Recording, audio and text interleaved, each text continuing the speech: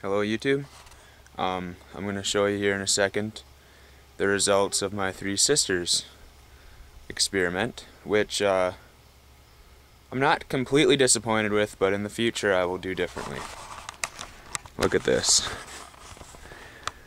Word to the wise, maybe make sure your corn gets a little bit of height before you plant the climbing beans next to them, because pole beans just go crazy. It takes them a little bit to catch up to the corn, but then once they do, they just overtake everything. And I mean, some of the corn stalks have just been destroyed, and my corn that I have planted here is just not going to even make it because they get twisted and don't get enough sun. I mean, look at this stuff. It's been really good for the beans, and even the squash hasn't done so poorly. Look at this vine. It's come out, and I had no idea. I mean, this is my first year growing a lot of this stuff. I had no idea how big squash got. Yeah, it takes a little bit more space than I thought, but this is still kind of cool. Just, this is supposed to be a tomato plant here. See this little ball of bean leaves? Yeah, the bean plant overtook the tomato. There's a tomato plant in here. It's not completely dead. It's got a few tomatoes, but they're not doing so great. But there's beans here, and I haven't had quite the time to harvest them. I actually froze a bag of them tonight.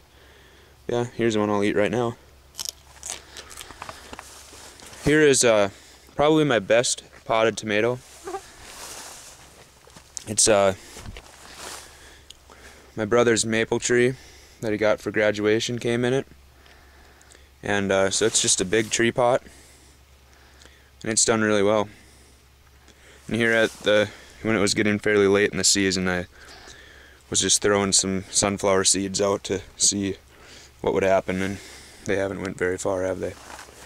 But I gotta watch where I step, because I got squash vines crawling 7 feet out of the planter.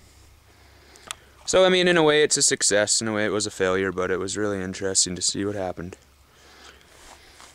And I had a lot of broccoli. It took a while to produce, and now I am there's a few of them that I harvested, and I'm waiting for a few little heads to grow, which I've had already, but the rest of them I'm gonna experiment to see if I can get some seeds from them. You can see it's starting to flower, and it looks like a terrible mess right here, but almost everything but the carrots is done in here. And so I'm just getting excited to turn the soil. I don't know why. I guess it's just my favorite part of gardening, actually. And here's a pepper plant that surprisingly has done well in this pot. It's I think they're jalapeno peppers. I don't know. All my pepper plants got mixed up, so it's a mystery to me. They're basically a really mild jalapeno. Some of them you don't even taste hot. Some of them have just a little bit of spiciness in them. And there's a tomato plant that hasn't done so well. It's such a small pot. It's hard to keep it watered well, but it's given me a few tomatoes. And you know, I don't know, if you have a problem being cruel to your tomato plants, it's not the best way to do it, but really doesn't bother me, because I planted so many tomato plants that if they don't do well, it's alright. Next year I won't plant as many, and I'll take care of what I have.